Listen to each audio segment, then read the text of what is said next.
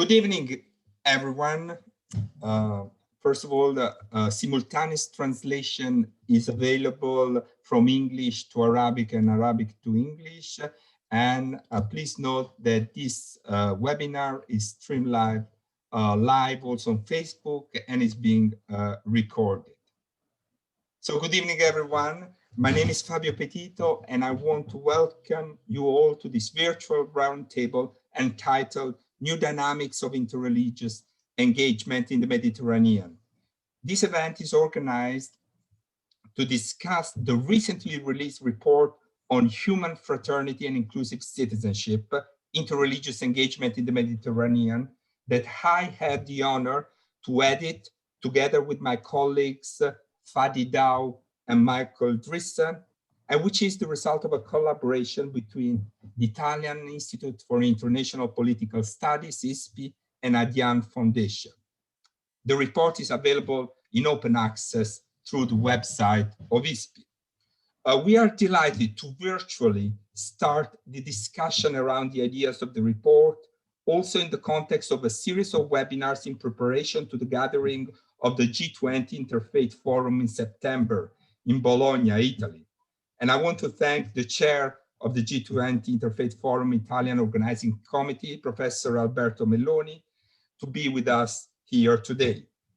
I want also to thank the Italian Minister of Foreign Affairs and International Cooperation for generously supporting the report and for co-convening today's roundtable. The ISPI Religion and International Relations program that I lead has been working for more than 10 years with the policy planning unit of the Italian Minister of Foreign Affairs to increase the awareness on the role of the religious factors in foreign policy and to strengthen the capacity to engage with religious actors in foreign policy. And I personally look forward to continuing this work with Andrea Benso from the policy planning unit, who has kindly accepted our invitation today.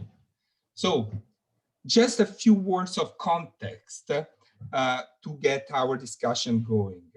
The report that we are discussing today emerged out of a powerful conversation that we convened last year as part of the Religion Forum of the Rome Med Dialogue, which brought together policymakers, religious representatives, and experts to reflect on the political significance and potential of this new kind of dynamics of interreligious engagement.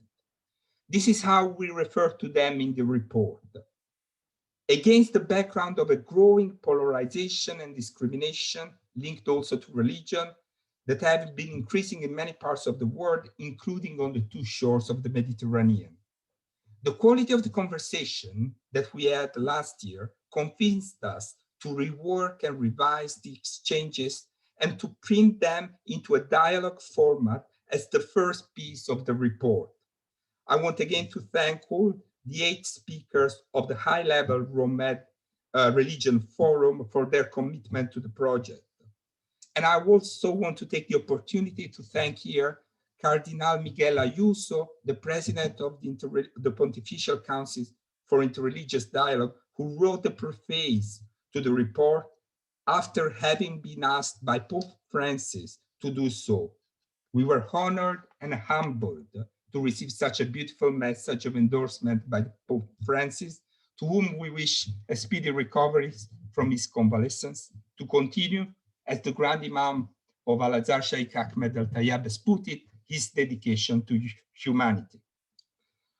In fact, it is the historical document of human fraternity, co-signed in 2019 by Pope Francis and the Grand Imam of Al-Azhar, that we had first of all in mind when we thought of these new dynamics of interreligious engagement and their political potential and significance.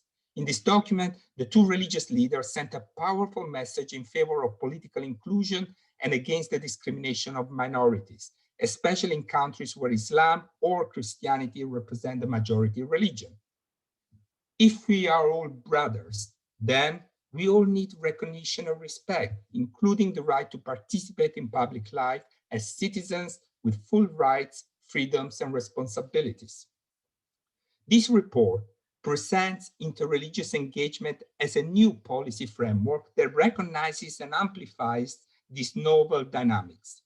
By interreligious engagement, we refer to interreligious policy-oriented interaction between states and international organizations on the one hand, and religious and interreligious actors, groups, coalitions, platforms, and activities on the other. This interaction can include a wide range of interreligious activity, dialogue, and collaboration initiated by multiple actors, from theological exchanges to common everyday social action, to high-level meetings between official representatives, to more informal grassroots initiatives. The reports illustrate the opportunities that the discourses of human fraternity and inclusive citizenship offer for government-religious partnership aimed at achieving a more inclusive and peaceful society on the northern and southern shores of the Mediterranean. It confirms, and hopefully we will see this from the presentation, the need for a new and reinvigorated approach to interreligious dialogue and collaboration, strategically facilitated and supported by carefully designed post-secular partnership with governments and international organizations. These interreligious engagement strategies at multiple levels can potentially be more impactful in building peaceful and inclusive society than, for example, a simple policy of advocacy or secular developmental interventions. Against a sometimes gloomy background, human fraternity and inclusive citizenship represent seeds of hope for unity and offer goals which the policy community can amplify through new strategies of interreligious engagement. Now, this was a short introduction, and without further ado, I want to give the floor to Professor Alberto Milloni, that I thank again as the chair of the G20 Interfaith Forum or Italian Organizing Committee. Alberto. Grazie Fabio. Thank you to all of you. Thank you for giving me the opportunity to say hello to Professor Scott Appleby, to Professor Naila Tabarat, Professor Farid Daoud, to Andrea Benzo. I'm glad to have this chance here. As you know, this year, under the Italian presidency, the Interfaith Forum of the G20 will be held in Bologna.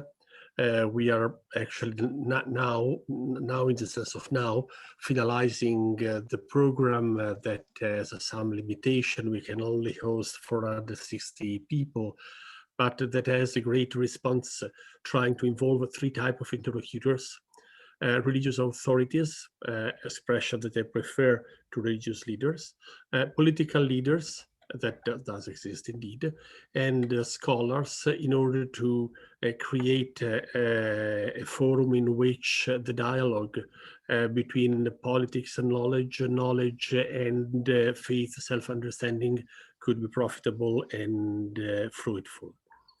As you know, in the beginning of the book of Qoelet, there is an expression that is usually translated as vanity. And the expression that in Hebrew has the same consonant that the name of Abel. And so Qoelet is not only starting vanity of vanity, everything, vanitas vanitatum, omnia vanitas, but it's also starting saying Abel of Abel, everybody is Abel. And when we think about fraternity and common citizenship, we have to remember that there is a moment in the Holy Scripture of Jews, Christians, and Muslims in which we were all brothers and with an equal citizenship, exactly at the moment of the first murder. And for this reason, we decided to keep as a title of the G20 Forum, A Time to Heal. That is again a verse of the chapter 3 of Qoelet, but as maybe not everybody has in the memory, the verse of Qoelet does not say there is a time for pandemic and a time to heal. It says that there is a time to kill and a time to heal. And so the idea is to involve religious authority, political leaders, and scholars in order to offer a treatment, if not a vaccine, not simply against the pandemic of coronavirus, but against the pandemic of war. And the use of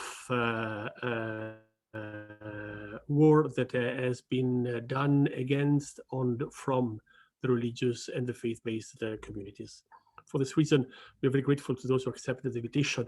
Many of you, of course, you're all invited to take part in that, and I apologize for those who had already received a letter of invitation, but consider this as done in this moment. And the purpose is very simple.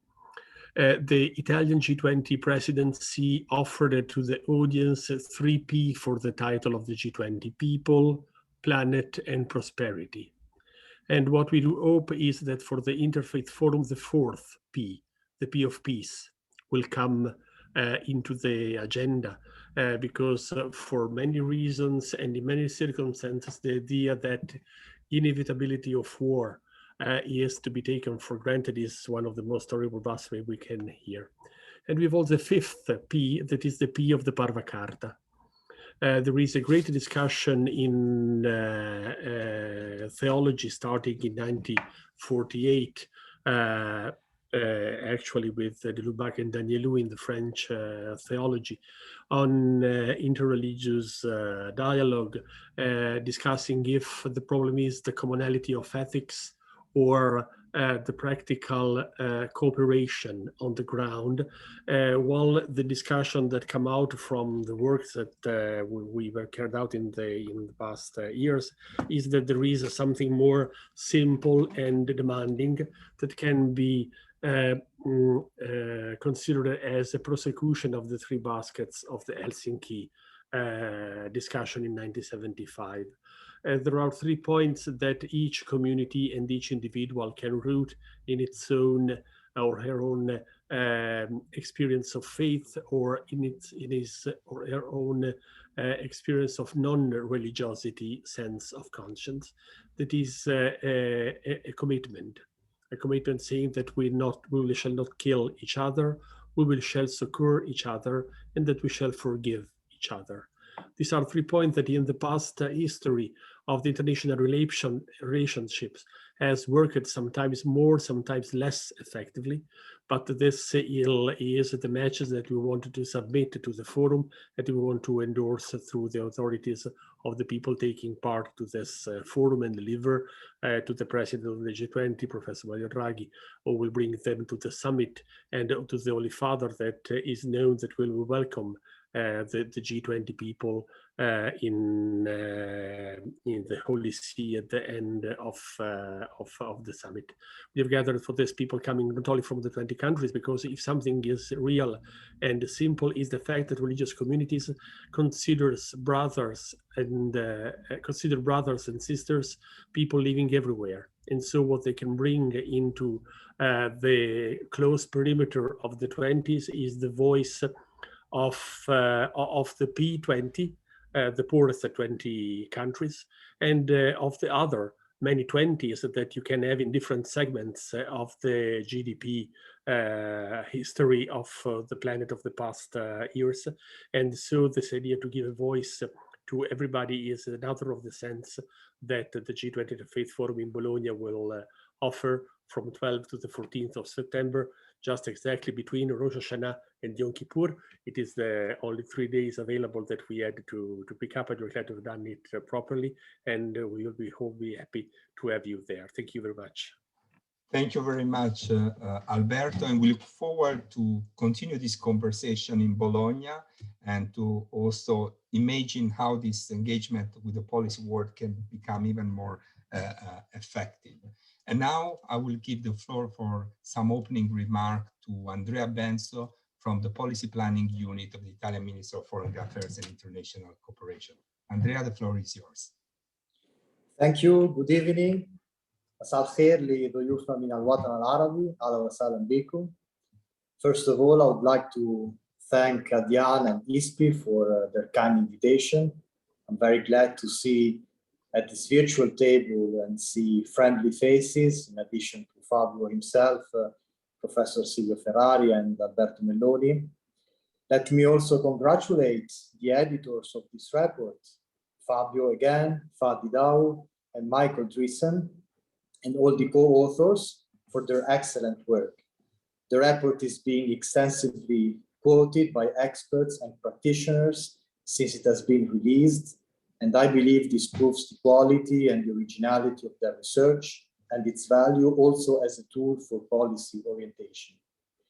The project enjoyed financial support by the Policy Planning Department of the Italian Ministry for Foreign Affairs and International Cooperation within a funding scheme that aims at fostering broad and deep analysis on international issues that feature high on Italy's agenda.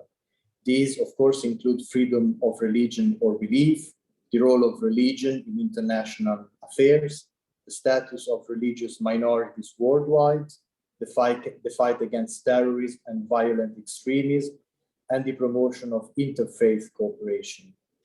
By fostering this dialogue between our ministry and researchers, we make sure that our policy-making activity always relies on a broad array of views and perspectives. The interplay between foreign policy and religion was long overlooked and underestimated in the past. And today's awareness of the vital role that religion plays in the formation and development of both human beings and society is quite a recent phenomenon. In recent years, civil actors have begun to engage with religious leaders and their constituencies as active players and partners, on the assumption that only by joining their efforts in the policy-making phases can states, international organizations, civil society, and religious institutions and communities devise sustainable strategies that foster stability, pluralism, inclusiveness, mutual understanding, and development. I believe that the new paradigm of inclusive citizenship has the potential to drive some positive change in Middle Eastern societies, as it is the natural outcome of an exchange in which Muslim and Christian communities in the region have engaged in the last few years.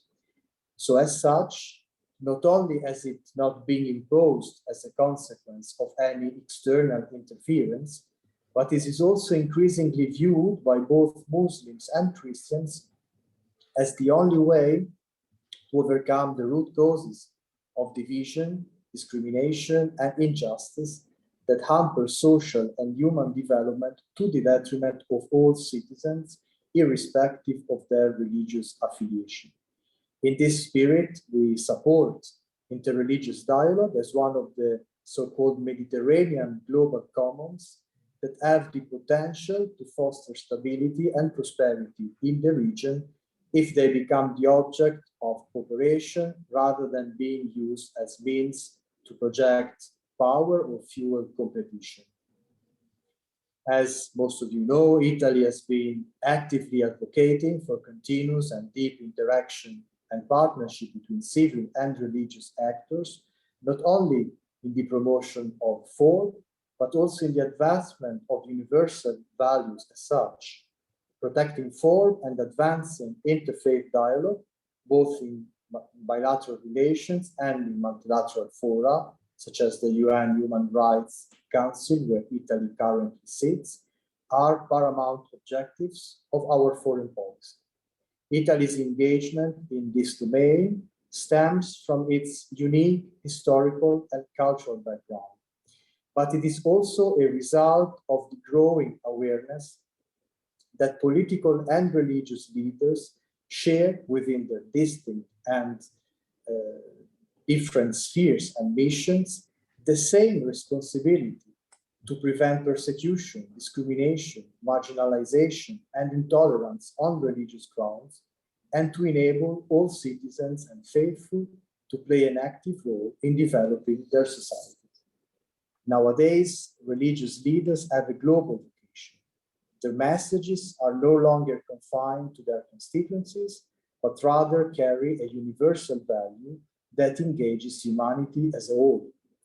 Based on such commonality of objectives, religious players can successfully partner with national governments and international organizations in the common endeavor to advance global values such as human dignity, peace, health, and environment protection. I believe this report will provide a valuable contribution to the advancement of cooperation between civil and religious actors in the enlarged Mediterranean region, and be a useful toolbox in the devising of broader and deeper strategies to reduce tensions and promote cohesion. Once again, I sincerely thank all those who have made this initiative possible and look forward to listening to our distinguished panelists. I wish you a fruitful discussion. Thank you again. Thank you very much, Andrea. And now we move to the panelist session, the core of our conversation. The panelists have all been contributors to the report. So in some way, we thought this was one of the best ways to start the disseminations of the ideas contained in the report. They will speak to their different contribution and we will get started with my two co-editors who will give up the conceptual framework from which we have been operating. I also want to mention that we have a very, and like to acknowledge a very strong group of attendees, which we cannot see directly, but we know that there are people who have been engaging in organizations and governments and NGOs with these topics for very long. And we thank you for having joined this conversation. After the panelists will speak, we will give you the possibility to ask questions through the QA function that is part of Zoom. So please do write the question, or also you can post your question on the comments in Facebook where there is the live session. You can start doing as the panelists will continue to speak so that we will be ready to get going when we will start a Q&A session. So without further ado, I will give the floor to Michael Drissen, which will be followed by Fadi, who have both been the co-editors of this report. Michael. Thank you, Fabio, and good afternoon, everyone.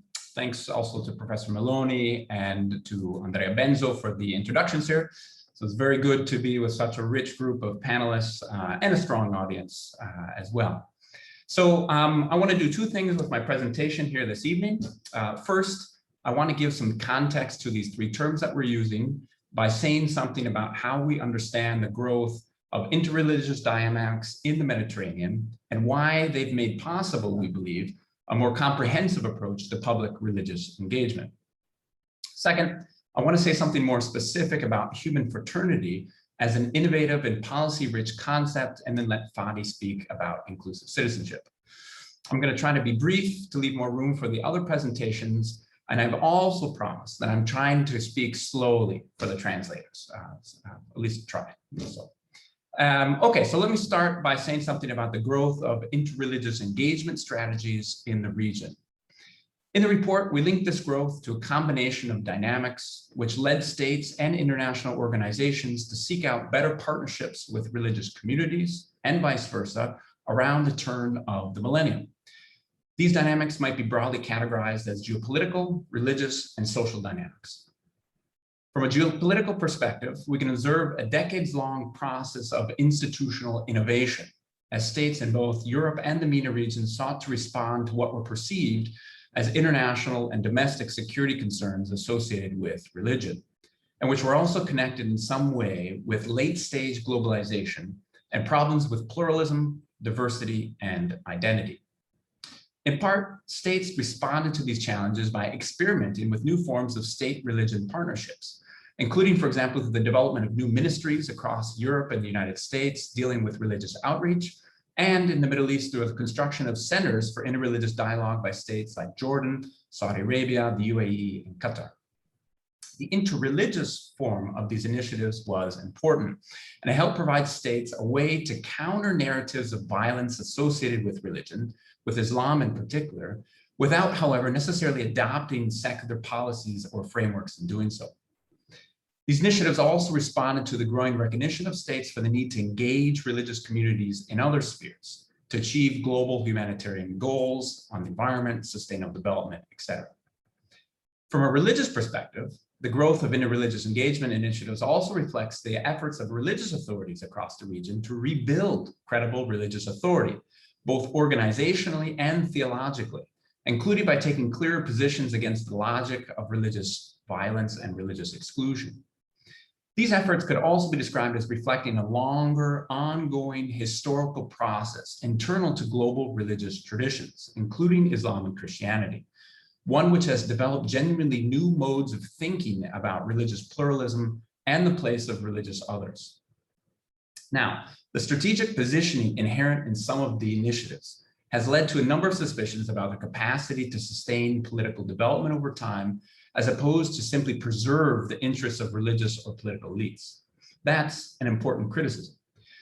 But it also tends to miss some of the substantive growth of ideas and practices like human fraternity and inclusive citizenship, and the broader efforts of religious traditions to come to terms with late modernity in ways which preserve a strong religious account of society and politics. Finally, we also recognize a social rootedness to the development of interreligious engagement in the region, and the way in which it also reflects new social aspirations and new religious concerns, particularly those expressed by youth citizens in post-secular or post-Arab Spring environments in Europe and the Middle East.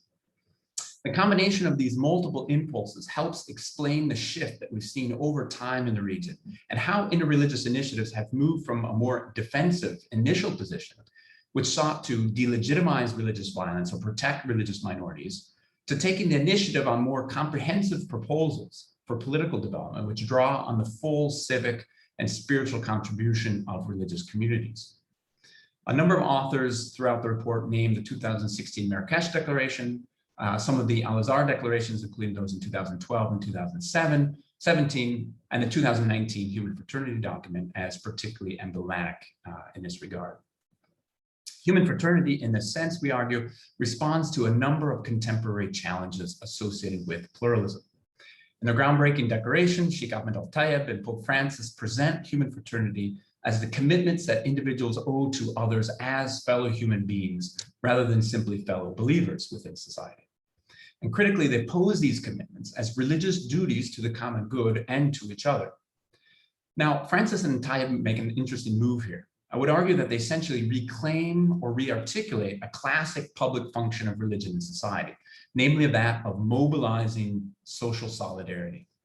In political terms, scholars have long held up fraternity as an essential but neglected ideal of liberal democracy, as in the French liberty, equality, and fraternity. Fraternity represents the social cohesion and the reality of a community which political rights and civil liberties require to be realized within a democratic society. Many of us have been inspired or perhaps provoked by Jürgen Habermas's work on religion and his formulation of the post-secular as a critical dimension of contemporary European politics. One of the things which continues to strike me is how much his new, more open thinking on religion has been driven by a fear of a broad decline in communal democratic commitments among European citizens. In other words, by a lack of democratic fraternity. In a different way, difficulties with solidarity across multiple types of religious, ethnic, and social divides have also represented a critical feature in recent conflicts in the MENA region. In response to these crises, Al-Tayeb and Francis charge religious communities with motivating social solidarity beyond the individual, beyond the sect. And in doing so, they pose human fraternity as the necessary flip side of diversity, and they embrace pluralism as religiously desirable, as willed by God in his wisdom, as they write. And developing this approach, Francis and Al-Tayeb directly rebuke the rising levels of Christian nationalism, what Francis calls closed populism in Europe and the Mediterranean. But they also rebuke aggressive and individualistic forms of secularism and liberalism, which they argue ignore or marginalize the full spectrum of religious contributions to politics and the spiritual dimensions of community life that it needs. So to conclude, human fraternity in our conceptualization represents an interreligiously rooted, open understanding of community and diversity, one which draws on new religious positions on pluralism and which invites religious and interreligious actors to exercise their public social responsibility as co-authors of political and social life. And with that, I pass over the microphone to Professor Fadi Dao to speak about inclusive citizenship. Fadi? Or Fabio.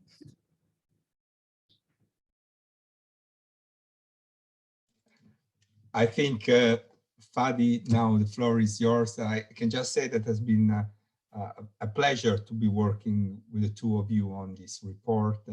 And I'll give you the floor to speak more specifically on the prospect of inclusive citizenship, which is something you have been working over the years with Adyan and in your personal engagement. Fadi.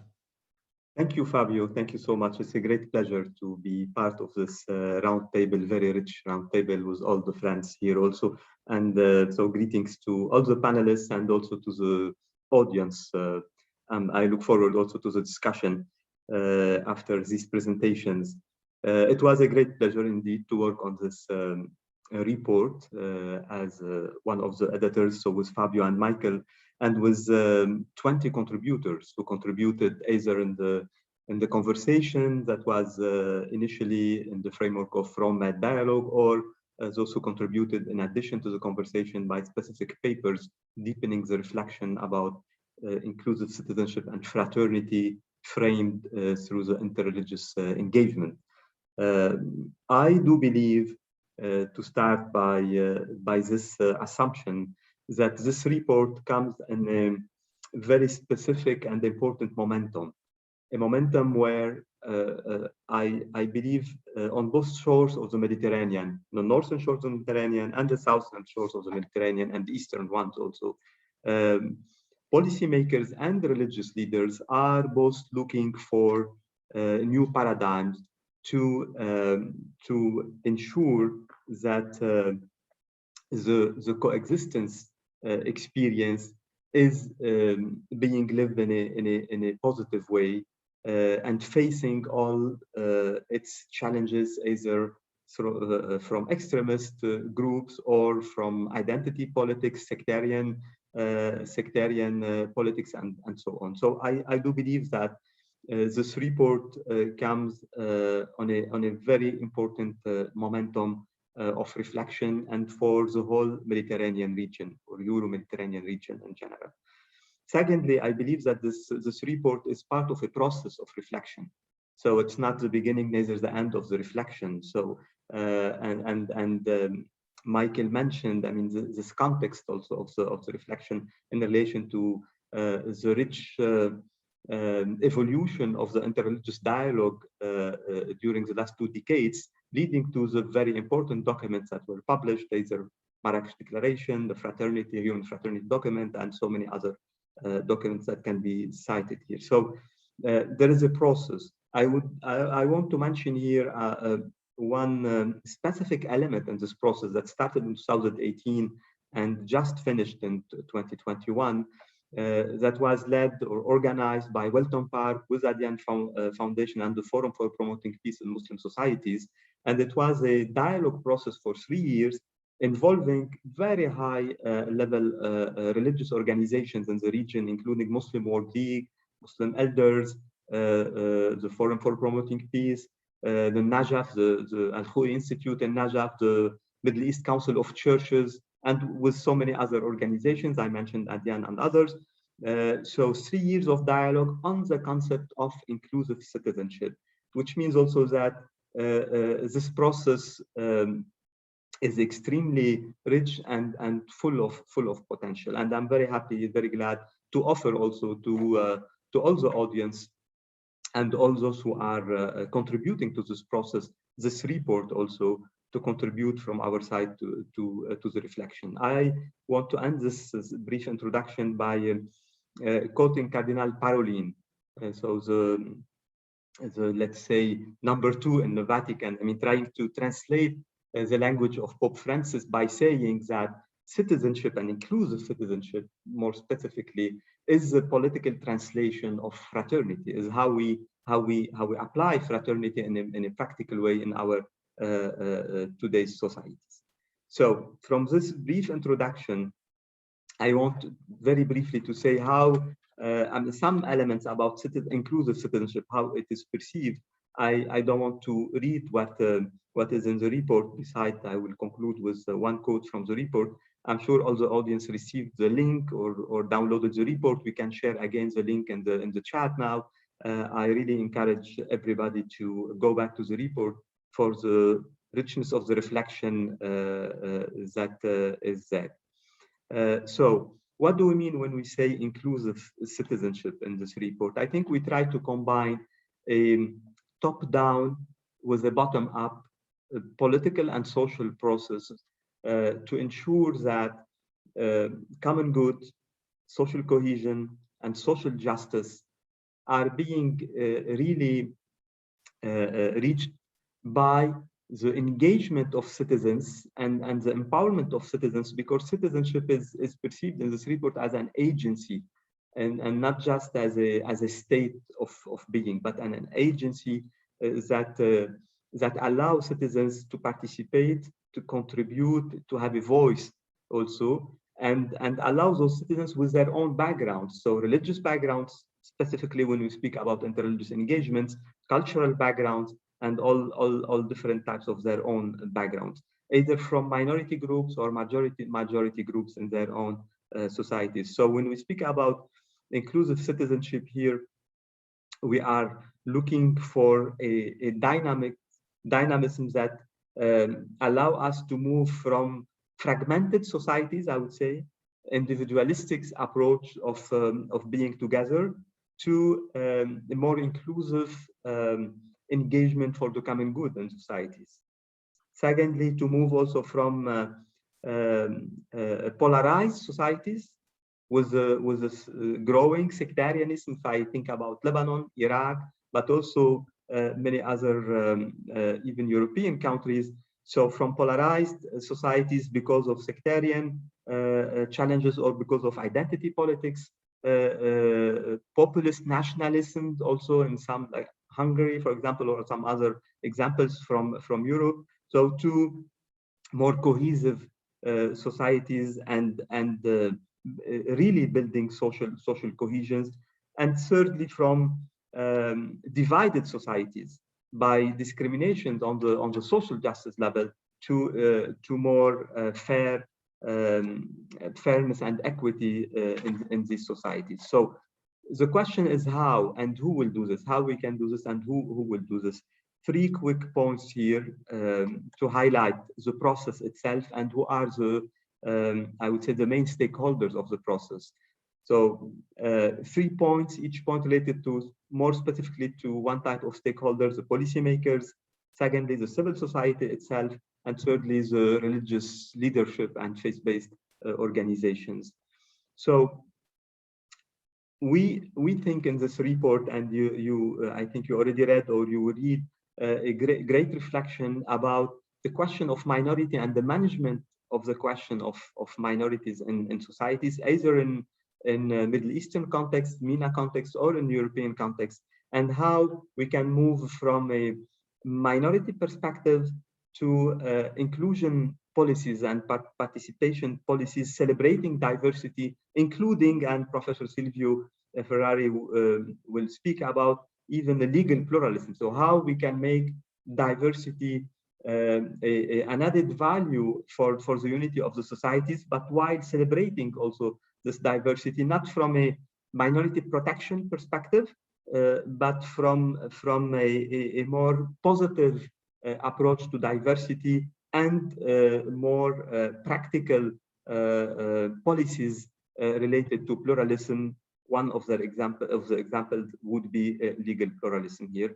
Another example would be how freedom of religion and belief can be also another important dynamic to move from protecting the right to worship or worship for minorities to a real freedom of religion and beliefs that stimulate interreligious relation and interreligious engagement in these societies.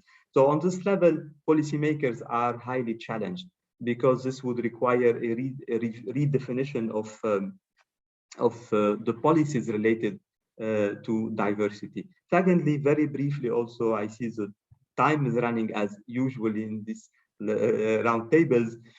Secondly, it's about also moving from tensed social and socio-political situations, tensed laïcité in France today, tensed nationalism in some other countries. I mentioned Hungary, one can mention so many other countries, muscular liberalism, as it was used by some European policymakers, liberal authoritarianism, as we are witnessing in some Arab countries nowadays, quote unquote, liberal authoritarianism, how we can move from these tense socio-political situations to a reinvigorated democracy.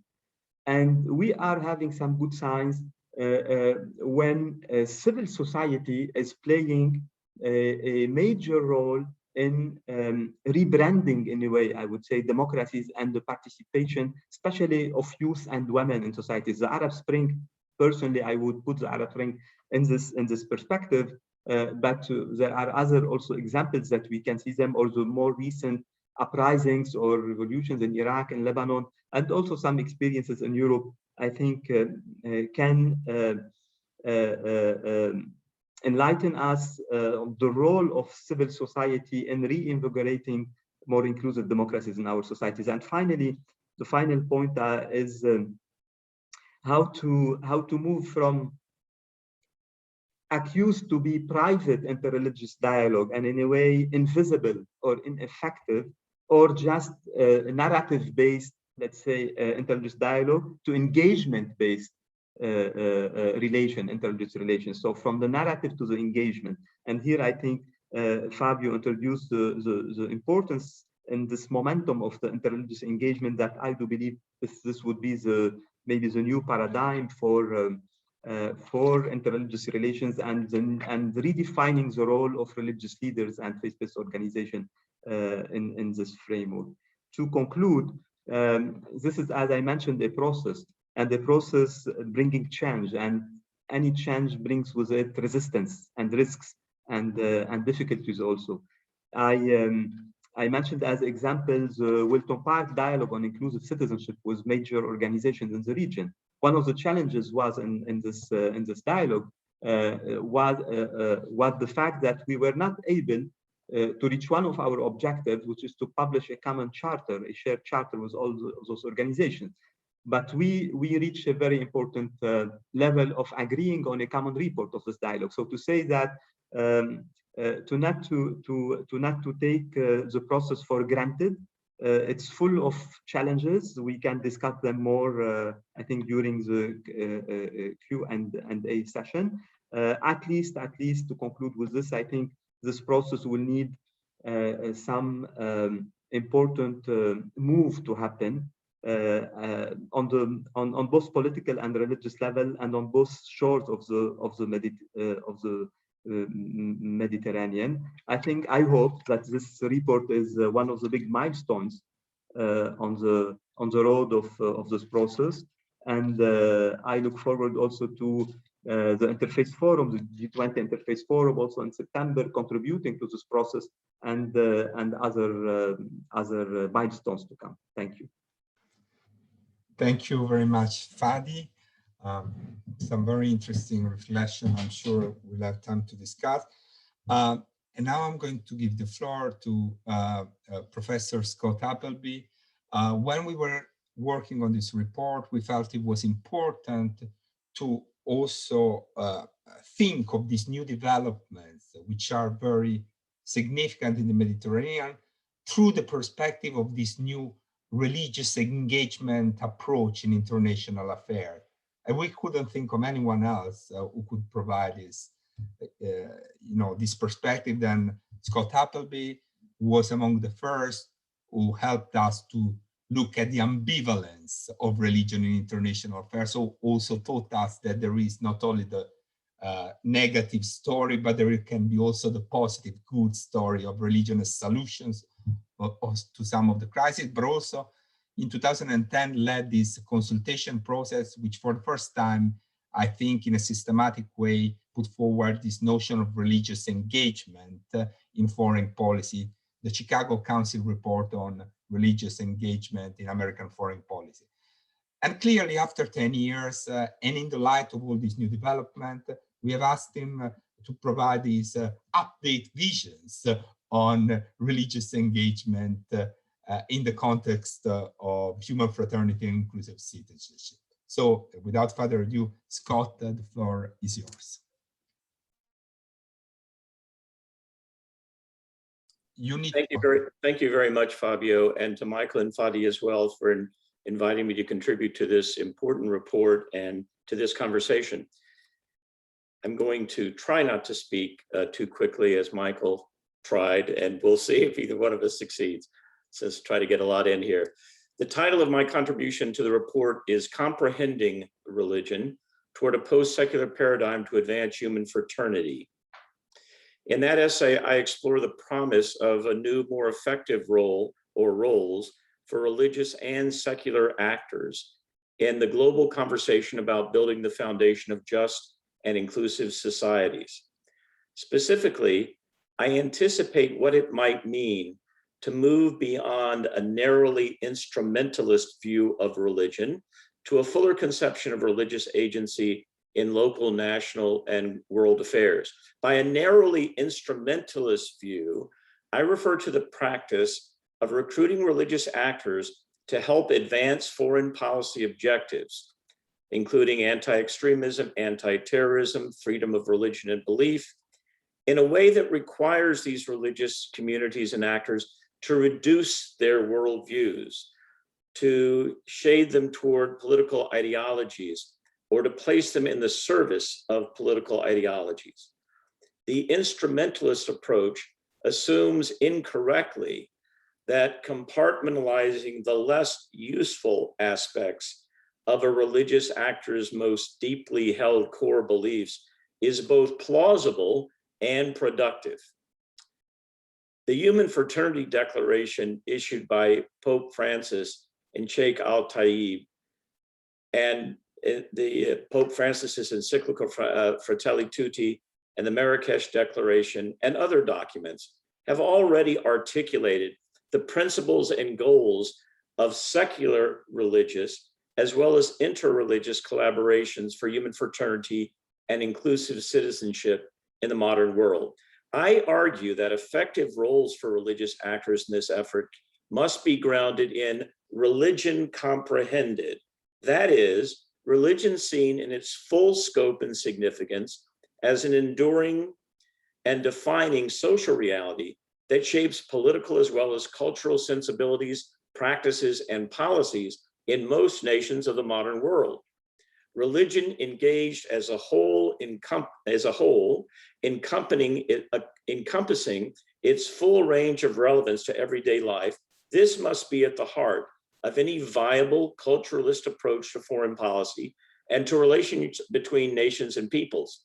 Comprehending religion entails, in turn, reckoning with religious conceptions of justice and human flourishing, or we might say human development, not least those conceptions that are at odds with a secular scientific worldview. Far from fanciful, this proposal might well be described as a form of political realism, for some of the reasons Michael and others have suggested. Consider the worldwide skepticism regarding the secular scientific worldview, owing to the failures of the Enlightenment promise of unimpeded moral and social progress under the sway of techno-scientific reason. With the collapse of a modernist consensus, modes and models of secularism vary, as we have seen, with some scholars arguing that our current era is best described as post-secular. I think Michael mentioned Habermas. There are many others. The term is contested, post-secular, but it's no means dismissed as irrelevant to geopolitics. Some scholars who describe the world today as post-secular argue that, contrary to the now discarded secularization thesis, the world is just as fiercely religious as ever, perhaps even more so. Others, examining data indicating trends away from affiliation with a religious institution, contend rather that religion's persistent influence has not so much grown or diminished as taken new and often subtler expressions. Still others point to the mixture of religious and secular elements in everyday discourse and decision-making. This religion comprehended approach is grounded in cutting-edge thinking about religion and international politics. Among other policy-oriented scholars, our own Fabio Petito has proposed to place interreligious engagement at the centers of efforts to protect freedom of religious belief, to combat intolerance, to promote inclusive societies. In this usage, interreligious engagement does not, or I would say should not, refer merely or even primarily to high-level theological or ecclesial dialogues and statements drawn up by experts and elites from competing denominations or factions within or across religious communities. The limited relevance and impact of some such statements to lived religion is well known. Rather, the focus should be on inter and intra-religious dialogue and collaboration from the ground up, that is, emerging from the grassroots level. Fabio notes correctly that an instrumentalist approach to religion fails to understand and appreciate the important radical or prophetic normative dimension embedded in this new post-secular development. I would add that religious engagement has the potential to improve the knowledge base for foreign policy, and through new secular religious partnerships to expand the political imagination and create new practical innovations with which to respond to global policy challenges. What might this mean? Bluntly, new secular religious partnerships must no longer take for granted the epistemological assumptions and operative frameworks that have governed secular foreign policy. One such assumption is that techno-scientific rationality is manifestly superior to other ways of knowing the world and ordering political and economic affairs. Another is that only a secular scientific worldview can be trusted to advance productive, progressive, peaceful relationships among people and nations. These assumptions, as we all know, do not always fare well in the face of the historical evidence. And as mentioned above, they are not always taken for granted by non-state actors, to put it mildly. The operative framework based on such secularist foreign policy assumptions is that military and economic power authorizes the secular state or the secular-oriented elites within putatively religious or semi-theocratic states such as Iran to set the terms of engagement with religious communities, institutions, and actors. This is a self-limiting framework. It fails to comprehend the range and potential of mutually productive alliances with religion. Called into question by this approach would be the assumption of unqualified secular state sovereignty and autonomous agency. This claim must take its place along this claim that the state, a secular state sovereignty and autonomous independent agency vis-a-vis the religious. This claim must take its place along complementary or rival accounts of the relevant social and political context of foreign policy. Take the case of development, for example. The battle for hearts and minds is not won primarily by security measures, treaties, or concordance, but more reliably by responding wisely and shrewdly to local communities' needs for sustainable economic development, educational programs, and social action. And because many communities are guided by local religious customs and sensibilities, the meaning of sustainable development, or if we have time to talk more about it later, integral human development, must be shaped by dialogue and collaboration. A dialogue expanded beyond the usual suspects to incorporate lived religion, that is, the sensibilities and practices of ordinary believers. Such development programs, freed from any external political agenda or a priori political agenda, would be enhanced and made socially resonant by a closer partnership of equals that would include religious actors as well as the state and its natural allies in civil society. In such an arrangement, the autonomy of the religious actors is fundamental. They cannot be positioned as surrogates of the state, recruited to advance its objectives. In other words, at the end of the day, we call the shots and direct religious partner to turn their practices to our ends. That simply can't be the way forward. There are many, I'm winding toward a conclusion. And I mean winding up here, not immediately coming to a conclusion, Fabio. There are, of course, many challenges to overcome. We shouldn't overlook that. For example, are the state's potential partners to be limited to those religious communities and individuals whose beliefs and behaviors are least scandalous to the secular mind, and to those religious actors at the grassroots level who are least resistant to compromising their singular religious worldview in order to collaborate with religious rivals or secular development agencies and imperatives. This would be the easy way, wouldn't it? Unfortunately, however, it is not these compromising, accommodating religious actors who must be reached and engaged. They are not the troublemakers, as it were. It is the religiously inspired extremists, the obstructionists, set on undermining carefully negotiated agreements, settlements, and treaties by whatever means necessary, who typically refuse to cross the epistemological line and cooperate with the atheists and their religiously lukewarm surrogates. In community after community, the ordinary believer is often caught in the middle, stranded between the temperate dialogic approach of moderate religious leaders and the often outrageous but also compelling rhetoric of the obstructionists, who readily exploit the many instances of manipulation, cultural and economic imperialism, and collateral damage associated, in their telling at least, with the policies of secular states. Crucially, both sides make claims to serving justice, with the obstructionists pointing to the failures and betrayals of the West, and the moderates seeing the glass as half full. Navigating this complex religious terrain is a delicate and difficult task. In determining which types of religious actors and communities to engage, one must be sensitive to the perceived or actual proximity of moderate religious actors, our likeliest partners, to government officials and state-directed initiatives.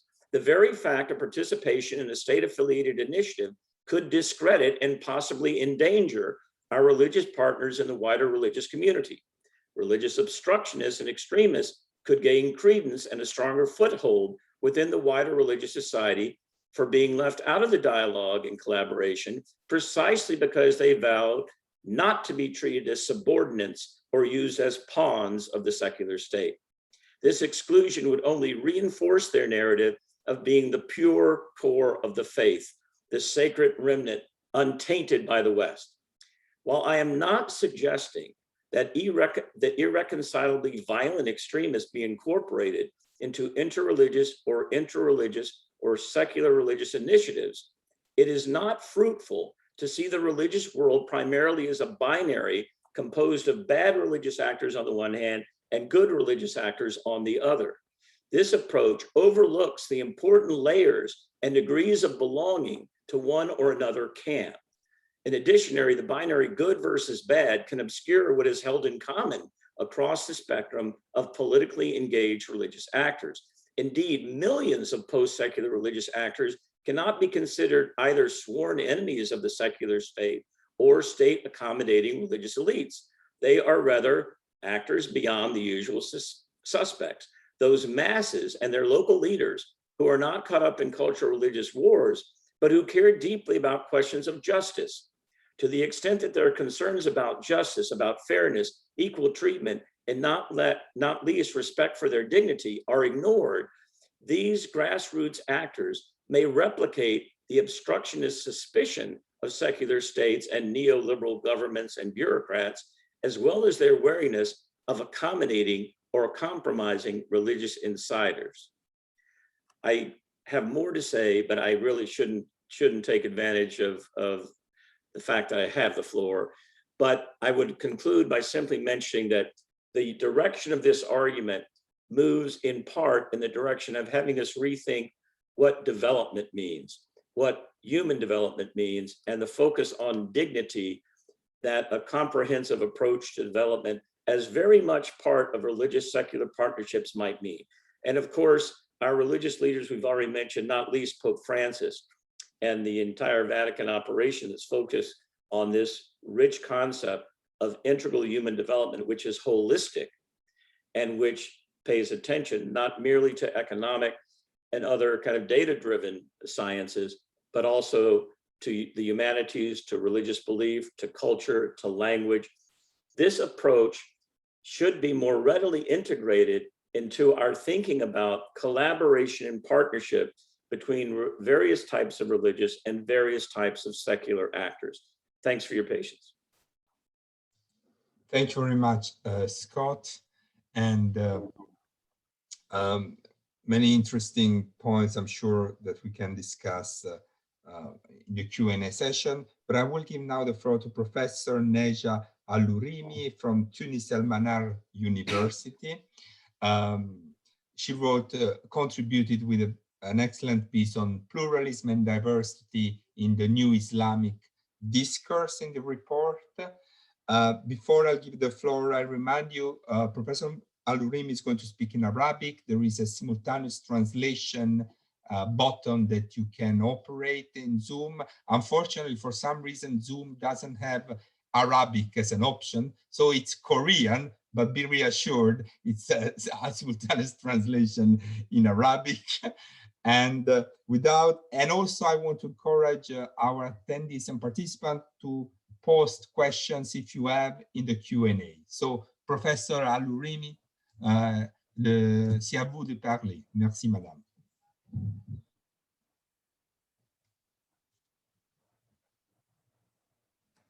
Merci. Thank you, Mr. Fabio, but excuse me, I prefer to speak in Arabic. Of course. Thank you. في البداية أريد أن أعبر عن سعادتي في هذا العمل الهام. أنا اكتشفت أهميته في الحقيقة عندما قرأت قسما هاما منه، وساعدت كثيرا بمشاركة أساتذة وخبراء ومختصين في الشأن الديني أجلاء. في الحقيقة هذه التجربة أضافت لي الكثير، وقدمت فيها وجهة نظر كنت أرمي من ورائها إلى إثارة قضايا في الحقيقة كانت تراودني، كانت تشغلني حول دور الديني في الواقع العربي الإسلامي اليوم. ومداخلتي كانت خاصة بالخطاب الإسلامي الجديد، أو ما اتفقنا على تسميته بالخطاب الإسلامي الجديد. هذا الخطاب الإسلامي الجديد كما تعرفون ظهر في عدة بيانات، في عدة وثائق أصدرتها مؤسسات دينية شارك فيها رجال دين أعتبرهم مستنيرين. وهذا الخطاب الإسلامي الجديد يبشر بخير كثير يمكن أن نقول، يعني إنه يفتح الباب على أفق جديد لدور الدين في الواقع العربي اليوم. في الحقيقة لا أريد أن ألخص ما كتبته في هذا التقرير فهو متوفر لديكم، ولكن أريد أن أطرح عليكم الإشكالية التي أردت أن أعالجها وأريد أن أناقشها معكم في الحقيقة، وهي هذا الخطاب الإسلامي الجديد يمكن أن ينجح فعلا في إحداث أثر إيجابي في الواقع العربي اليوم، وهو بين ظفرين. رغم كل القيم الإيجابية التي نادى بها لم يغادر في جانب هام من عمله الأرضية التقليدية التي يريد فيها أن يحافظ على دور اجتماعي، على دور تشريعي لا أراه إلا يعمق الفوارق بين مكونات المجتمع. في البداية أريد أن أشير إلى أن فشل المجتمع العربي في التحديث في الحقيقة في جانب منه كان الشأن الديني عاملا سلبيا، ولكنه يمكن أن يصبح عاملا إيجابيا إن هو عرف بالضبط ما هو الموقع الذي يتخذه في عملية التحديث هذه. نحن في الحقيقة مشاكلنا في عملية التحديث لا تزال مطروحة. ربما لن أطيل كثيرا، ولكن سأقف عند نقطة أساسية لأنها تهمني فيما سأطرحه بعد حين، وهو الجانب القانوني والجانب التشريعي والجانب الدستوري. نحن دساتيرنا العربية بنسبة كبيرة جدا منها تعلن عن دين الدولة، تعتبر أن الدولة لها دين، وخاصة الدين الإسلامي، باعتبار أن الأغلبية في معظم هذه الدول هي أغلبية مسلمة. أن يعلن دستور الدولة وهو فلسفة القانون في تلك الدولة أن يعلن عن دين ما، في الحقيقة هذا أمر لا يتماشى ومسألة المواطنة الحاضنة للجميع. الدولة لا دين لها، الدولة هي جهاز تنظيمي، من المفروض أن تكون محايدة وأن تتخذ نفس المسافة من جميع الأديان والمذاهب والطوائف إلى غير ذلك. إضافة إلى ذلك المسألة القانونية التي تتعلق بتنظيم العلاقات الاجتماعية وتتعلق بالشأن الخاص لا تزال خاضعة في جانب هام جدا منها للمنطلق الديني. يعني إن التشريعات خاصة في مسألة الأحوال الشخصية ما زالت تستمد من الدين، وأعتقد أن هذا سيشجع على يعني بقاء هذه الفوارق بين مكونات المجتمع. فإذا كانت الأديان والمذاهب كل تطبق تشريعاتها التي تراها، فإن هذا لن يكون عامل توحيد، بل بالعكس سيكون عامل تفرقة وتمايز بين مكونات المجتمع. أكتفي بهذا الجانب فيما يتعلق بمشاكلنا، وأريد أن أبين كيف كان دور الخطاب الإسلامي الجديد في الحقيقة منطلقا من نية حسنة في تحسين هذه الأوضاع. فما صدر عن الأزهر، عن مؤسسة الأزهر، ما صدر عن إعلان مراكش الذي شاركت فيه أطراف عديدة جدا يعني إسلامية وغير إسلامية، ما صدر في وثيقة الأزهر والكنيسة وهي المسماة بوثيقة الأخوة الإنسانية، أمور هامة جدا هامة جدا، لأنها تحدث نقلة في كيفية تمثل رجل الدين أو المؤسسة الدينية لمسألة المواطنة ومسألة العيش معا والعيش المشترك. ما جاء في مختلف هذه الوثائق قلت هو مهم، وهو أعتقد أنه يصلح لأن يكون منطلقا لتصور مرحلة يمكن أن نتواضع على تسميتها بمرحلة ما بعد حداثية. لكن المشكلة هي يعني كيف سنمر إلى مرحلة ما بعد حداثية للدين فيها دور هام، ونحن المؤسسة الدينية لدينا، رجال الدين لدينا لم يغادروا المرحلة التقليدية التي يصرون فيها على الإمساك بمسؤولية التشريع في المجتمع والتشريع للدولة. هذه الازدواجية أعتقد أنها خاصة بالضفة الجنوبية للمتوسط. إنها هنا ينبغي أن نراعي اختلاف السياقات التاريخية.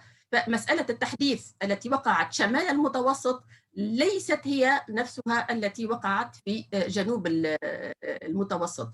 عندما وقعت العلمنة في شمال المتوسط انسحب الدين إلى مجال الخاص وترك الشأن العام للقوانين المدنية وللمعاهدات المدنية إلى غير ذلك. ولكن اليوم عندما نتحدث، وأعتقد أن هذا أمر مهم جدا، عندما نتحدث عن عودة الدين إلى شأن عام من باب القيم، من باب المسؤولية الاجتماعية للديني، هذا أمر مهم جدا. هذا بالنسبة لشمال المتوسط. بالنسبة إلى جنوب المتوسط نحن نتحدث عن عودة الدين، وهو في الحقيقة لم يغادر. هو لم يغادر، هو ما زال متشبثا في جانب كبير جدا بمواقعه التقليدية. الخوف، كل الخوف، هو أن تكون هذه العودة إلى الشأن العام معمقة للسلطة الدينية بمفهومها التقليدي، تلك السلطة التي ترى أنها تمثل الحقيقة ولا شيء غيرها، وترى الآخر باعتباره مخطئا وإن كانت تعترف به أو تعترف بحقه في الوجود. ما قمت به في التقرير هو إظهار لنوع من الازدواجية وقعت فيها بعض المؤسسات الدينية ووقع فيها رجال الدين بين المنادات بقيم المواطنة الحاضنة للتنوع من ناحية، والثبات على ممارسة دور تقليدي للدين في المجتمع العربي. أعتقد أن هذه القضيتين ينبغي أن تأخذ يعني أن تنال الاهتمام الذي تستحق، لأنني أؤمن بالأمر التالي: بالنسبة إلى المجتمع العربي الدين فيه له دور كبير جدا في إصلاح أوضاعه.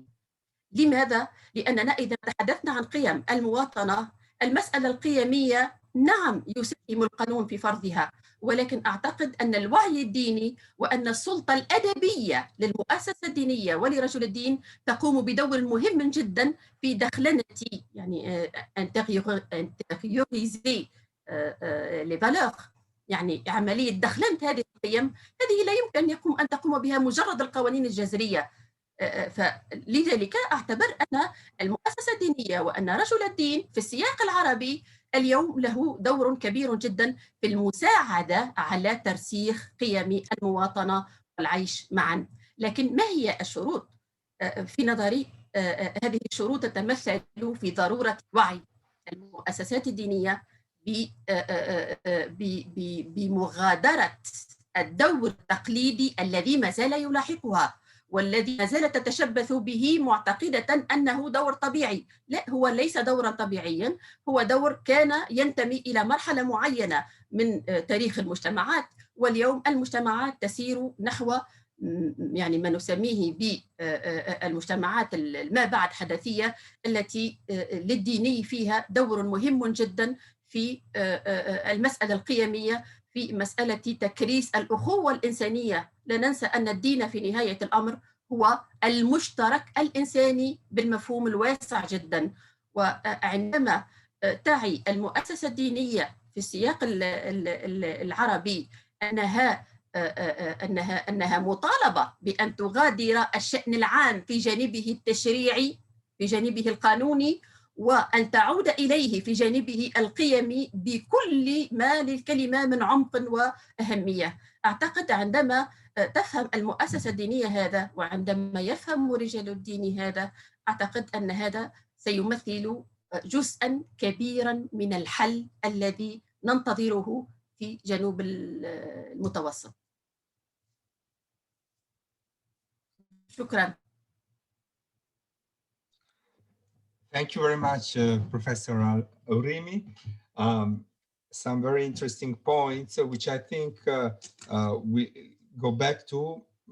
Your criticism is very well taken and it poses an important challenge. But I think also the final intervention of our panelists will continue this conversation on how to conceive this new discourse around inclusive citizenship, what is positive, possible contribution, and possible weaknesses might be. So I will give the floor to Professor Silvio Ferrari, who has been working on the issue of minority religious rights for a very long time. Silvio, the floor is yours. Thank you, Fabio. Good evening to everybody. I am a legal scholar, and as you know, lawyers are quite fastidious with terminology because they are always looking for a degree of precision that does not exist in real life. So be patient with me, and let me start with a few definitional remarks. The first expression that needs to be defined is full citizenship. It is used in the Abu Dhabi document and also in the encyclical Fratelli Tutti. Both documents affirm that the concept of full citizenship is based on the equality of rights and duties under which all enjoy justice. In this perspective, the accent is placed on equality. Full citizenship means enjoying equal rights and duties.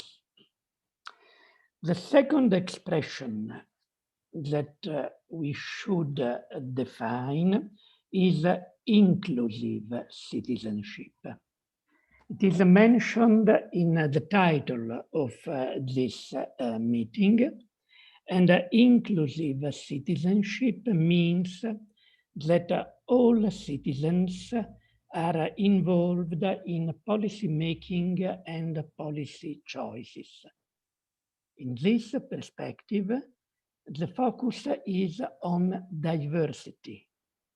Inclusive citizenship implies that the citizens' different cultural and religious traditions, if properly managed, are an asset to build a plural and a cohesive society. There is a link between full and inclusive citizenship, because citizenship is not only a matter of rights and duties, but also a matter of identity. Being a good citizen does not only mean not committing crimes, but also implies feeling part of a common narrative, sharing its founding myths, and developing a sense of belonging, solidarity, participation, and commitment towards the society of which one individual is a part. However, the focus of full and inclusive citizenship is different. In the first case, the focus is on equality of rights and duties. In the second case, inclusive citizenship, the accent is placed on participation of different actors in the search for a common good. Finally, there is a third expression we should clarify. It is minority rights, an expression found neither in the Abu Dhabi document, nor in the encyclical, nor in the presentation of this meeting. What do minority rights have to do with full or inclusive citizenship? To answer this question, we must start from the fact that the different collective identities that are present and active in our society are not on an equal footing. Some of them are stronger than others because they include more people or because they have been established for a longer time or for other reasons. Without taking this difference into account, both full citizenship and inclusive citizenship are unattainable. Worse, they become a way of concealing the different power relations that exist in our societies. This is why what is written in the Abu Dhabi document and in the encyclical is perfect. They declare that we need, and I quote, to establish in our societies the concept of full citizenship and to reject the discriminatory use of the term minorities, which engenders feelings of isolation and inferiority. Its misuse paves the way for hostility and discord. It undoes any successes and takes away the religious and civil rights of some citizens who are thus discriminated against. End of the quotation. Basically, the two documents say that the misuse of the notion of minority rights entails a difference of civil and political rights that prevents the inclusion of all citizens in the search for the common good. But the opposite is also true. Without a system of protection of the weakest components of our society, that is, minorities, equal rights and duties are statements of principles that are denied in daily life, and the inclusion of all citizens in a common project remains an unattainable dream. What to do then? First of all, we should realize that equal rights and duties are not the points of arrival, but the starting point to build an inclusive citizenship. Then we should reflect on the point that equal rights and duties do not mean that all citizens should have the same rights and duties. In order to build a society under which all enjoy justice, as it's written in the encyclical, the weakest subjects are entitled to have additional rights to redress the situation of disadvantage in which they find themselves. Finally, we should understand that giving all citizens the opportunity to contribute to the common good in their own specific way is enriching for all. Now, I think that these three recommendations can be translated in three policy guidelines. The first is we need to build a solid platform of civil and political rights that are granted on equal footing to all citizens, regardless of their race, religion, ethnicity, and so on. The second guideline consists in providing the weakest individuals and communities with measures that enable them to effectively enjoy the civil, political, and social rights that the law gives to them.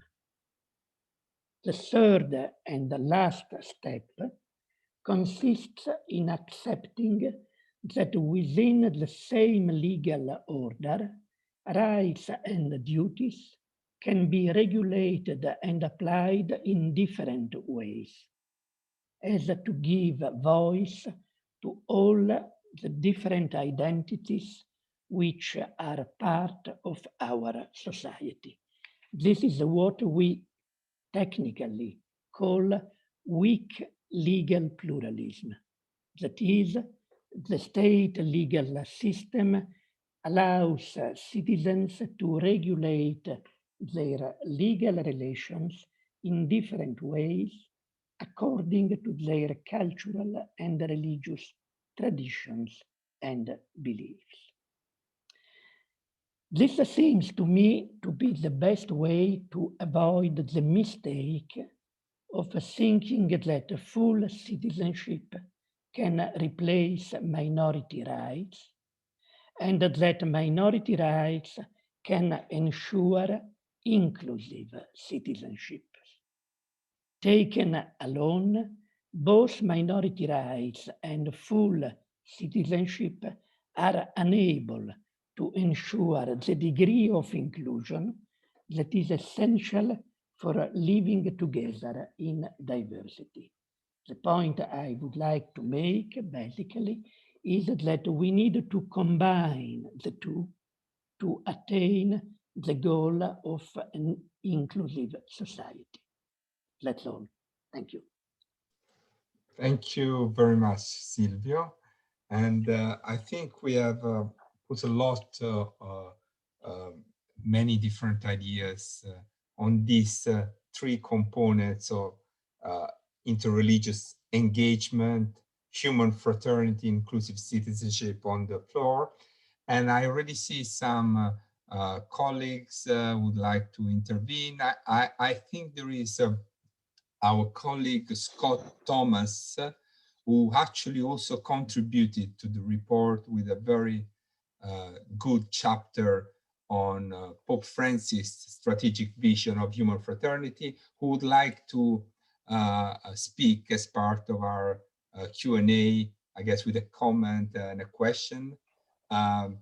Scott, Thomas, you can, I think we'll give you the floor in the platform, and you can unmute and make yourself visible if you want for your intervention.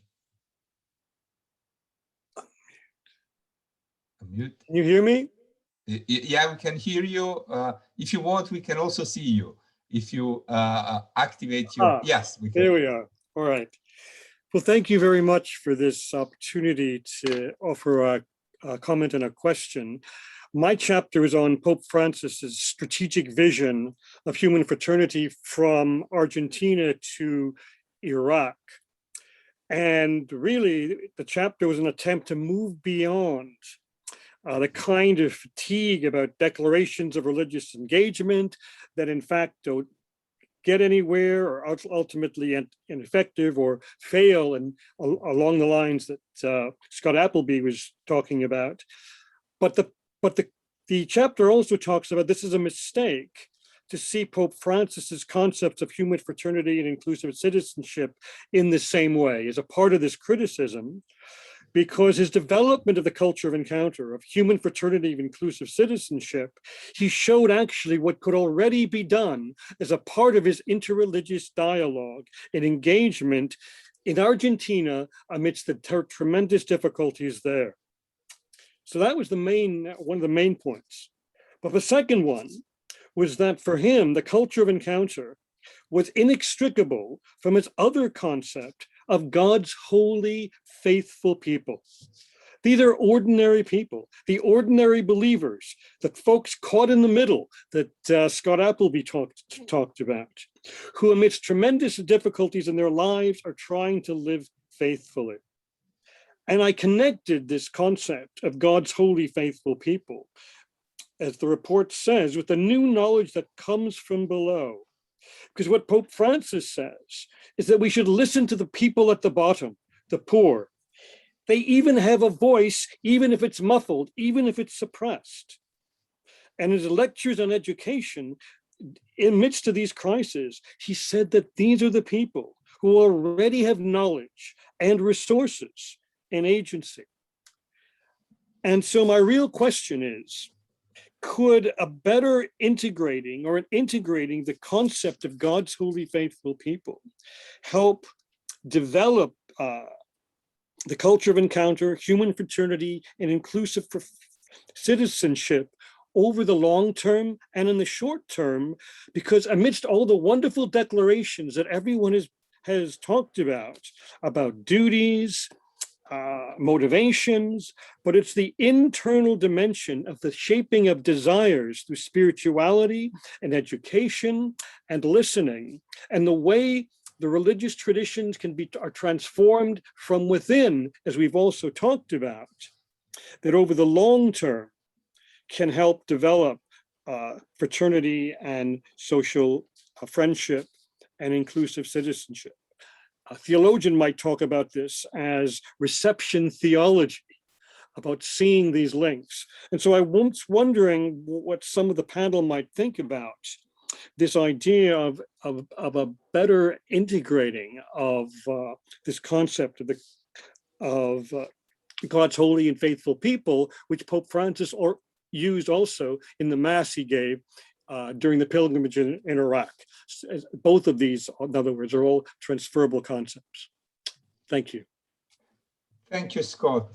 Well, I think perhaps, I don't know, Michael, if you want to try to address this question. Seems to me that speaks to this articulation of human fraternity. And perhaps, I don't know, then if Scott Appleby, you have something to say to that. But Michael, yes, please. Yeah, thanks so much, Scott, and good to have your voice here as well. Yeah, maybe I could just say one thing. I mean, I think you bring up a very good point. You know, in my brief introduction, I tried to note geopolitical, sort of religious, and then social dynamics which were somehow creating, constructing some of these new things that we're seeing in interreligious engagement. And sort of the social, I think you're talking about the social rootedness too of these things. And so I would say, you know, my own work, these ideas, you know, the human fraternity in particular, but also inclusive citizenship, are certainly drawing on the types of dynamic religious knowledge or religious experiences, which I think you're mentioning, which are particular, you know, in your chapter on Pope Francis in Argentina. But we see, you know, Adyan Foundation, Fadi and Naida could speak a lot about some of the ways in which their own, you know, thinking on inclusive citizenship or religious social responsibility is being fed and nourished by real experiences of religious community or the Focolare community or others, right? And we also see that within different Muslim communities and new ways of thinking. You know, if you look at some of the texts around the Marrakesh Declaration, that's clearly being fed by new religious dynamics as well. So I agree with you. And I think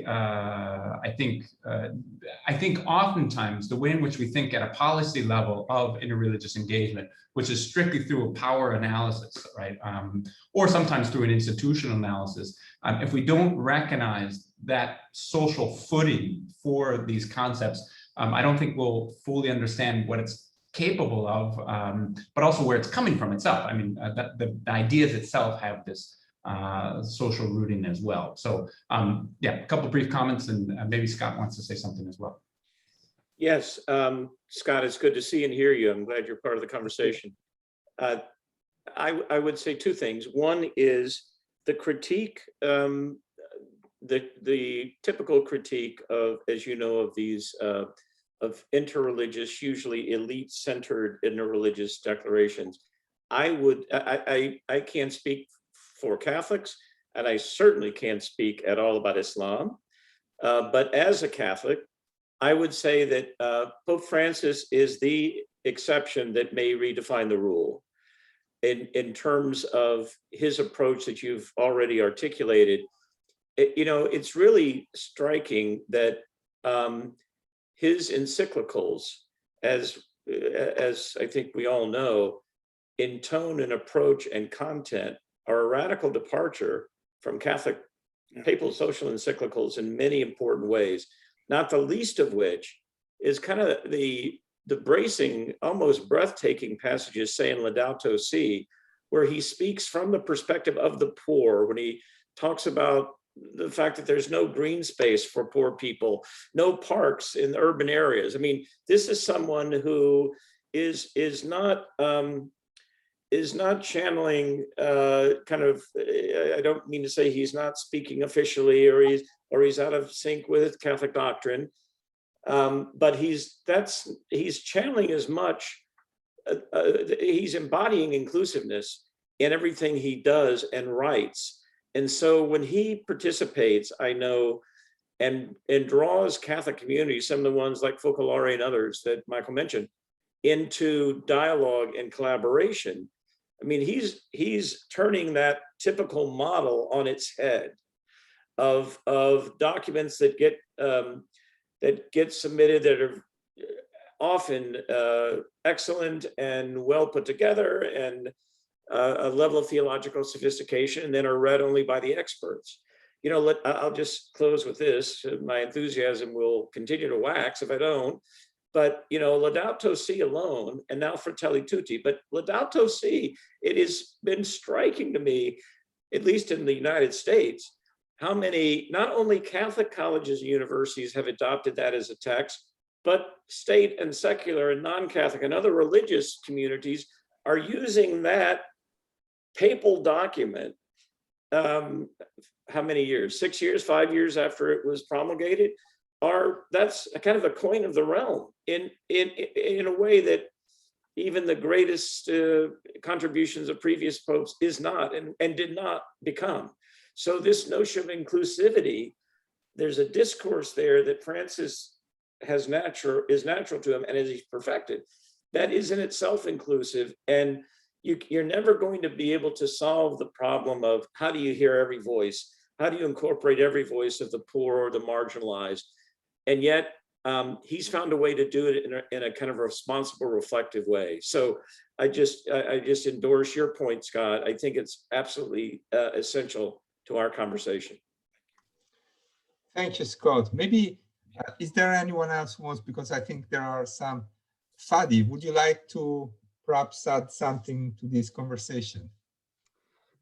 Actually, I was thinking based on the question of Scott and so the comments after, and what also Scott said now, I was wondering if this is also related to the question that Dr. Nejia Lourimi raised about the challenge of an Islamic narrative striving to be a postmodern one, which is engaging in the public sphere with others for the common good, while in its foundation it is still pre-modern, which means it's not inclusive. So a non-inclusive discourse, but striving to join an interreligious engagement discourse in the societies. And I'm putting this in parallel with the discourse of Pope Francis that was now mentioned, for example. That is, in fact, one of the characteristics, I think, of this discourse, and what makes its strength is that it is inclusive, because I would say it is postmodern, in the meaning that it speaks not only to the Catholic and not out of the Catholic's concern, but out of a wider spectrum. I mean, much more inclusive. I mean, out of the humanities concerned, and then coming back to the role of the faithful, or the Catholics, or others, or other religions. It's impressive if I take the same example that was mentioned by Scott. So this key text on environmental issues, let's say, of Pope Francis, so Laudato Si, that is at the same time joining a global concern, I would say a secular concern, global concern, presenting an approach that is deeply religious and Catholic, one, and out of this approach engaging other religions and everybody, you know, and the whole of humanity. So I'm, from a kind of epistemological perspective, I'm looking at this as a question mark, potentially model to analyze and to compare with what Nejia was also trying to present as a challenge for the Islamic discourse. I mean, taking Marrakesh or taking other Al-Azhar documents, for example, and trying to compare from this perspective. Thank you, Fadi. You know, I'm also even more curious about, because Scott was also mentioning this very specific concept that Pope Francis is using in some of his encyclical, the holy peoples of God. So this idea that actually, you know, the transcendence, the divinity speaking through the people, and his own people, which primarily are the poor, the marginalized. Now, I wonder, you know, even actually, if theologically, it seems to me that some interpretation of Islam seem to have this more communitarian base that God speaks through the people as well, embedded. But maybe I'm wrong about that. I'm also I'm wondering, you know, to call on either Nejia, Lourimi, or Naila, if I'm wrong in thinking that maybe this concept of the holy peoples, the faithful people of God that Pope Francis is using might resonate even in some Islamic theology. Naila, I see that you seem to, do you want to? Thank you, Fabio. So for not leaving me till the end. And definitely a text like Laudato Si resonates a lot with, I mean, with an Islamic also perception, and at least one type of Islamic theology. But again, we go back to what Nejia was saying. we need to be able to move the discourse towards that discourse where we are, which is actually the beginning of Islam, or the core of Islam, are those values, the values of solidarity, the values of the poor and the most marginalized are the ones who are the most important.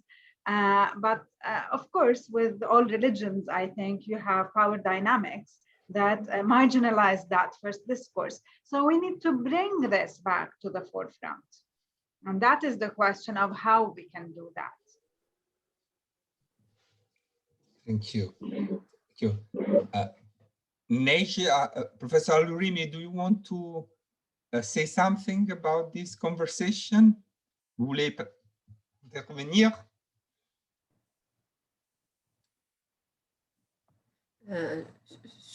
شكرا أستاذ فابيو. أنا فقط أردت أن أضيف أمرا أراه مهما جدا في السياق العربي بعد ثورات الربيع العربي. تعلمون أن الانتخابات الديمقراطية التي جرت في السياق العربي أفرزت مع الأسف الإسلام السياسي.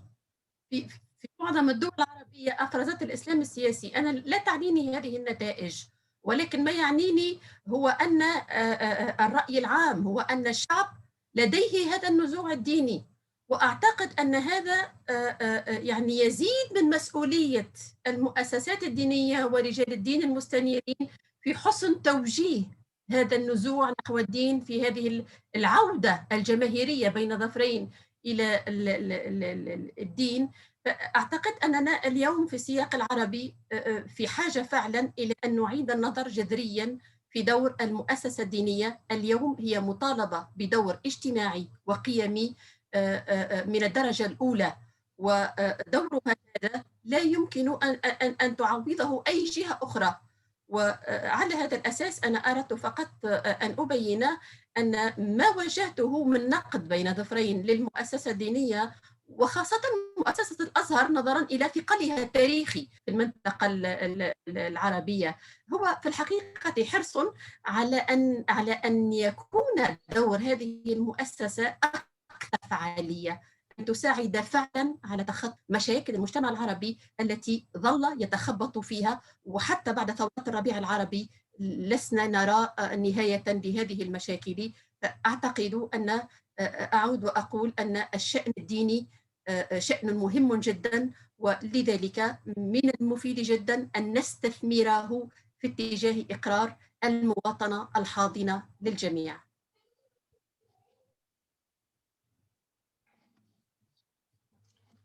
Thank you, Professor Rimi. I want to just, I think there are two things which strikes me as part of this conversation. One, that we seem to be entering an era where there are two unexpected developments. One, that religious leaders, not all of them, but religious leaders like Sheikh Al-Tayeb, Pope Francis, but also if you think a recent meeting Pope Francis with Ali Sistani in Iraq, it seems that they start to speak the language of universalism in some form, of unity, in a context where different secular actors, politicians, seem less and less capable of articulating this universalist kind of conception, with nationalism and other forms of identity politics be much more the language of the day, I'm afraid, in many different parts of the world. So this you know, it's quite a new development. And the other thing which strikes me is that we see this new era of where religious leaders get engaged with the concept of citizenship, and that there couldn't be more, you could say, secular concept that really embedded in the Enlightenment traditions in many ways, that this concept.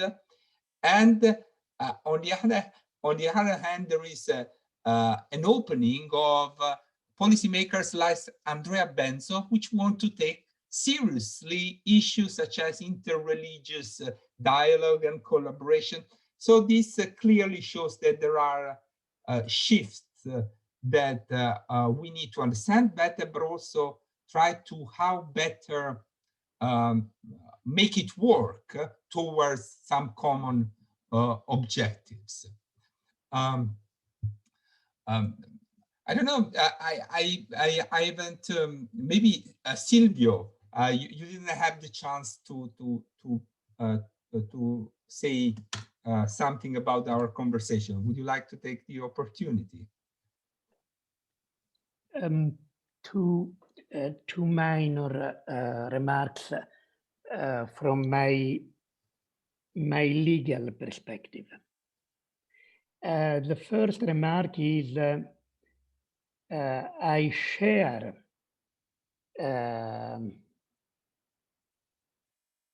and I am happy for the emphasis placed on interreligious engagement.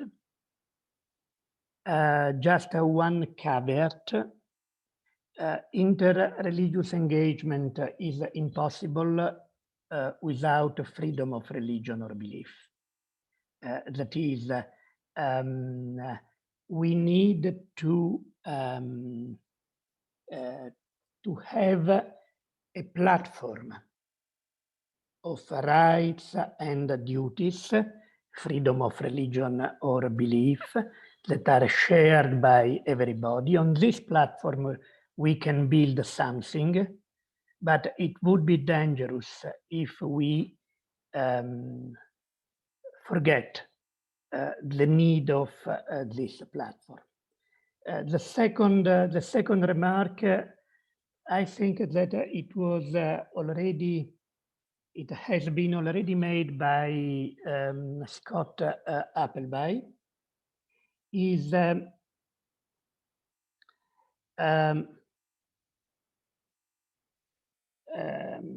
the increase of interreligious engagement should not result in a decrease of the autonomy of religious organizations. Religious organizations are something ontologically different from political organizations. And they need an area of autonomy to manifest, to express their diversity. This should be carefully defended. I'm not against the engagement of states with religions and religions with states, provided we clearly define the terms of this engagement so that the differences, the respective autonomy spheres are well identified and respected. That's all. Thank you. These are very important points, I think. We still have a few minutes. I wonder whether anyone wants to jump in and react to some of the points that were made. Please show me a sign. I see a body movement on the side of Scott Appleby and Michael Drissen. Am I right? Scott, go ahead. I suppose I should be very careful how I move on this screen, Michael, you too. But I'll say one thing, just in response to that brilliant intervention by Silvio Ferrari just now. I think the ontological autonomy, as he put it, of these religious organizations and groups have to be respected. I just want to reinforce that. The second piece of that is the challenge, I think, is to move beyond separate but equal. When we talk about the engagement between the religious and the secular, we're using these terms always in scare quotes, given the fluidity between these modes of modern reasoning. Nonetheless, I think the real challenge, and I don't know that we have developed in the academy or anywhere expertise in translation and communication and dialogue that is fully inclusive of these respective spheres, the ways of knowing and understanding of the world as it is and of reality itself. You know, these are, they're one would presume almost incommensurate. On the other hand, if we're really going to engage in the deepest way and be truly inclusive, I think an agenda for all of us is to think about what it would mean to bring these disparate, profoundly, in some respects, profoundly disparate orientations to reality to the table.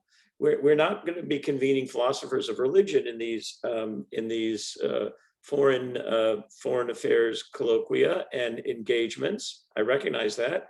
I'm not calling for that, but I don't know enough about the area of philosophy of religion itself, or what subdiscipline or discipline we would draw upon right now. It's just ignorance on my part to help guide us in just thinking kind of the setting the table for, or the background for encouraging religious as well as secular interlocutors and collaborators to feel very free to put on the table their creencias, their very deepest core beliefs. I'll conclude with this, too long intervention with this.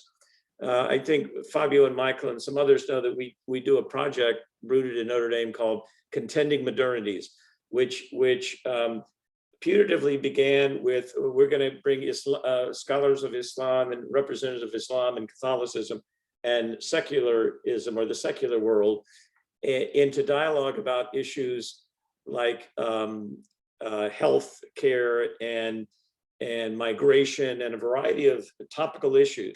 And we brought together groups from these epistemic communities, these different ways of knowing the world. And we thought we would dive in pretty quickly to the issues: migration, refugees, healthcare, et cetera. How can we collaborate? And it took us a while, a couple of years at least, to just stand back and say, what do we deeply believe about these things? And what you know, as if naively assuming that people would come to the table and think, oh, let me articulate exactly what my deeply held beliefs as a Muslim on this topic are, or whatever. We found that even among the Muslims and among the Christians and among others, there was an internal conversation that needed to unfold, and then a collaborative conversation on that deeper level. Well, I know that the political world doesn't operate according to the academic calendar, so this is a challenge. But going to that deeper level of engagement really requires a lot of thought and timing and maybe parallel processes. You can't freeze progress until you wait for the philosophers of religion get it right, or whatever, or the, you know, whatever the appropriate discipline. But I think that conversation has to occur as well to provide the space for a genuinely honest and profound exchange that would inform policy questions. Thank you, Scott. And before we move to the conclusion, I wonder, I don't want to put on your spot with this massive, ambitious plan that Scott Appleby has set us for policymaker. But Andrea, what do you make, Benzo, as a policymakers with very concrete, you know, policy challenges to deal with as part of your foreign policy work? What would be your short reaction, if you have any, to this conversation? Thank you, Fabio. Well, I found particularly useful the calls made by some of our speakers to move from declarations to action, because at some point we have to realize that even if the, let's say, conceptual set is rich, despite the need to make some of course distinctions and clarifications, then reality is much different. So this is where our cooperation can start, I think. So to have a deep and well-defined set of principles, and then find also the right way to implement them in reality, because something that I have taken from your analysis is that we still have a long way to go, but I believe that starting from this exchange is already a good basis on which we can build more and more efforts in this direction. Thank you very much, Andrea. And Naila, to you, the impossible task of not summarizing, but telling a few concluding remarks. Share, please, Naila. Thank you, Fabio. Thank you, everyone, for all your interesting thoughts. And thank you, Fabio, Michael, and Fadi for this report. So I will start from the report itself and from the recommendations that are in this report. And maybe the way I would see that report as wanting to bridge the gap and build trust between those two important actors, which are states on the one hand, and religious actors or communities or faith-based organizations on the other hand. And it was interesting to see how much the conversation was trying to be as authentic as possible. So how to do this in an authentic way, in a deep way, and in an all-inclusive way. This is what I was able to hear from you all. Now, in the report itself, the recommendations to move forward were mainly from the religious perspective to mainstream the new discourses that we're having, for example, from Al-Azhar and from other faith-based organizations, to mainstream that new discourse, or for example, the Catholic Church, and in media, in education. But mainly we have a recommendation for states to include religious actors, to have funding streams for interreligious engagement, especially in what we at Adyan call religious social responsibility, so working together on the ground, for states to facilitate interreligious initiatives, and to have interreligious engagement as a priority for ministries of foreign affairs and internal development strategies. One of the recommendations, though, this is the one that I left for the last because I think it was the one that we discussed most about, where states are, given some leeway to challenge religious discourse. And this is, I think, where some of the conversation was happening here. To what extent do we, why do we want to, would we want to give the states challenging religious discourse and not the other way around? How can we make sure that none is actually being hegemonic over the other? Among the interesting points that I heard and that were, that stuck with me was, for example, what Scott Appleby was saying, that why would religions take into consideration the less scandalous religious discourses or interpretations? And yet at the same time, Najel Burimi was also saying that we also need to break with a certain traditional role of religion, which is not only the legal role, but also I would understand the hegemonic. And this is where I think what Scott Thomas brought into the conversation in the end, and also engaged us all when he brought the listening to the poor and the marginalized. And I think this is the criteria. This is the Andrea Benzo spoke about set of principles. And I think that the main point that would put the set of principles for us is that both the religious actors and religious authorities, and at the same time states, both be at listening to the people who are the most marginalized and the poorest. This is the only criteria that would allow us not to overstep on each other and to really have a strong partnership that is really for the common good and that is really inclusive, not only of diversity, religious, non-religious, but also of all forms of diversity and especially including the most marginalized. Thank you. Naila, thank you very much. I want to thank all our speakers in this panel. I think we are on a journey, on a conversation that has happened today, hopefully will continue in the G20 Interfaith Forum and in many other contexts. And I want to thank you all for participating in this panel. I want to thank all our attendees and participants who have been listening to this conversation.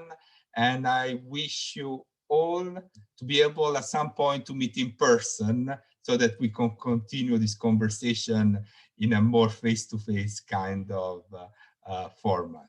Thank you very much, and hopefully we'll see you soon again. Bye. Thank you.